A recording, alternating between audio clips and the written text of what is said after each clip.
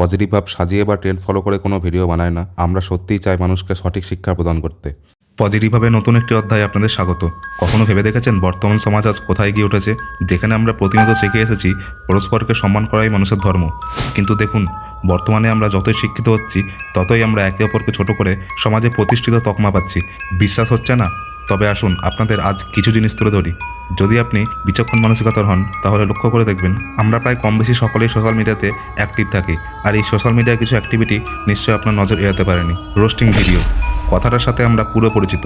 হ্যাঁ, এই ধরনের ভিডিওগুলো একটু বেশি স্পেশাল হয়ে থাকে। আর কেন স্পেশাল সেটা ভিডিওগুলো ভিউজ দেখেই বুঝতে পারবেন। পাশাপাশি কোনো সামাজিক বা শিক্ষণীয় ভিডিওতে অতটাও ভিউজ হয় না। কেন হয় না সেটা নিশ্চয়ই আপনারা বুঝতে পেরেছেন। বর্তমান সমাজে বেশিরভাগ মানুষ এই সমালোচনা বিষয়টা এতটাই আকৃষ্ট হয়ে পড়েছে, সেটা ওই রোস্টিং ভিডিওগুলোর ভিউজ বা কমেন্ট বক্স দেখলেই বোঝা যায়। আর আপনি যদি গুগলে একটু সময় নিয়ে ঘেঁটে দেখেন তাহলে দেখবেন টপ 5-এর মধ্যে এই রোস্টিং ভিডিও শো করে, যেখানে মোটিভেশন ভিডিও বা সোশ্যাল কোনো ভিডিও টপ 8-এর কাছাকাছি দেখতে পাবেন। আর আজ যে সমস্ত বিখ্যাত কিছু ইউটিউবারদের দেখেন, তারা তাদের ইউটিউব চ্যানেল বানিয়েছিল তো অন্য কোনো বিষয়, পরবর্তীতে তারা হিউম্যান সাইকোলজিকে কাজে লাগিয়ে এই রোস্টিংয়ের পথ বেছে নেয়। আর তাতেই তারা এই সফল ইউটিউবার তকমা জিতে নিয়েছে। আর সেই তকমা আমরা মানে এই শিক্ষিত যুব সমাজ দিয়েছি।